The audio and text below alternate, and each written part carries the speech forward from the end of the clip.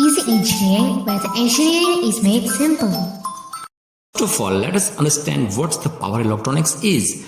Power electronics is a special branch of engineering of electronics in which we deal with the various components that can deal with higher ratings of current, voltage and power. Power electronics શું છે? Power electronics એન્જિનિયરિંગની એક એવી special branch છે, ઇલેક્ટ્રોનિક્સની એક એવી special branch છે કે જેની અંદર ખૂબ જ ઊંચા પ્રમાણના કરંટ, વોલ્ટેજ અને પાવરની સ્ટડી કરવામાં આવતી હોય. સૌથી પહેલા તો એ જોઈએ કે પાવર ઇલેક્ટ્રોનિક્સ અને સાદું ઇલેક્ટ્રોનિક્સ બે વચ્ચે શું ડિફરન્સ છે.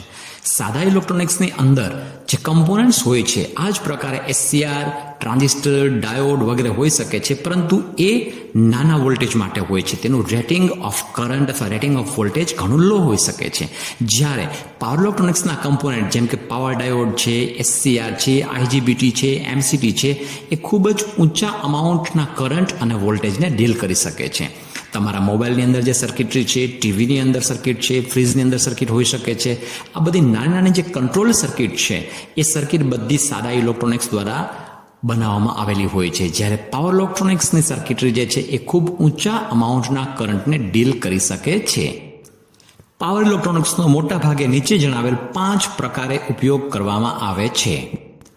એસી ટુ ડીસી કન્વર્ટર કે જેની અંદર એસી વોલ્ટેજને વેરિયેબલ અથવા ફિક્સ ગમે તે હોઈ શકે છે એમાં કન્વર્ટ કરવામાં આવે છે, કે જેને આપણે અત્યાર સુધી રેક્ટિફાયર તરીકે ઓળખતા આવ્યા છીએ. બીજું ઇન્વર્ટર કે જેની અંદર ડીસી વોલ્ટેજને એસી વોલ્ટેજની અંદર કન્વર્ટ કરવામાં આવે છે.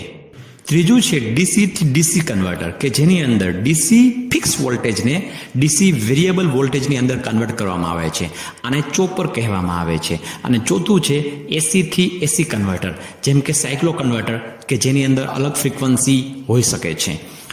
Moral of the story, AC to AC conversion જે છે એ ફિક્સ એસીથી વેરિયેબલ ફ્રીક્વન્સી અથવા વેરિયેબલ વોલ્ટેજ એસી બનાવી શકે છે. અને છેલ્લે આવે છે સ્ટેટિક સ્વિચ કે જેમાં મોટા ભાગે પાવર ઇલેક્ટ્રોનિક્સ જે છે એક એના કમ્પોનન્ટ સ્વિચ તરીકે વાપરવામાં ઉપયોગમાં આવે છે. હવે આપણે જોઈએ પાવર ઇલેક્ટ્રોનિક્સની ટૂંકમાં એપ્લિકેશન્સ. પાવર ઇલેક્ટ્રોનિક્સનો સર્વાધિક ઉપયોગ પાવર સિસ્ટમ્સની અંદર થાય છે, જેની અંદર હાઈ વોલ્ટેજ એસી ટ્રાન્સમિશન હોઈ શકે છે કે ડીસી ટ્રાન્સમિશન હોઈ શકે છે. સોલર પાવર સિસ્ટમ્સ હોઈ શકે છે, વિન્ડ પાવર સ્ટેશન્સ હોઈ શકે છે. બીજી ઇમ્પોર્ટન્ટ એપ્લિકેશન છે ઇન્ડસ્ટ્રીઝ કે જેની અંદર ટેક્સટાઇલ, વેલ્ડિંગ, સિમેન્ટ ઇન્ડસ્ટ્રી વગેરે હોઈ શકે છે. આર્ક ફર્નેસ હોઈ શકે છે, કમ્પ્રેસર્સ હોઈ શકે છે. એના કંટ્રોલ માટે આપણે ઇન્ડસ્ટ્રીયલ એપ્લિકેશન્સની અંદર પાવર ઇલેક્ટ્રોનિક્સનો ઉપયોગ કરીએ છીએ. ત્યારબાદ આવે છે કોમર્શિયલ એપ્લિકેશન. કોમર્શિયલ એપ્લિકેશન્સની અંદર યુપીએસ છે, સેન્ટ્રલ એર કન્ડિશનિંગ છે, એરોડાઇઝિંગ છે, રેફ્રિજરેશનને લગતા ઇક્વિપમેન્ટ્સ છે. આ બધા ઇક્વિપમેન્ટ્સની અંદર પાવર ઇલેક્ટ્રોનિક્સનો ઉપયોગ કરવામાં આવે છે. ટ્રાન્સપોર્ટેશન એપ્લિકેશન જે છે એમાં battery charger, tractions, electric car, trolley વગેરેમાં પણ પાવર ઇલેક્ટ્રોનિક્સનો ખૂબ જ ઉપયોગ કરવામાં આવે છે.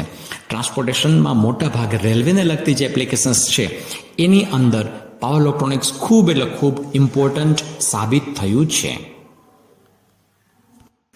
Now let us understand few important members of the thyristor family. ટ્રાયક, ડાયક અને ટ્રાયક સામાન્ય રીતે એક પેર તરીકે ઉપયોગ કરવામાં આવે છે. થાયરિસ્ટર એસસીઆર કે જે થાયરિસ્ટર ફેમિલીનું ખૂબ એટલે ખૂબ અગત્યનું અંગ ગણાય છે અને મોટાભાગે થાયરિસ્ટરને as good as synonym of SCR તરીકે ટ્રીટ કરવામાં આવ્યું છે. જીટીઓ અથવા gate turn off thyristor, UJT અથવા તો યુનિજંક્શન ટ્રાન્ઝિસ્ટર, પીયુટી કે જે યુજેટીનું જ એક પ્રકારનું એડવાન્સમેન્ટ છે. LASCR light activated silicon control thyristor, આપણું જૂનું અને જાણીતું ડાયોડ એનું જ મોટું સ્વરૂપ એટલે પાવર ડાયોડ.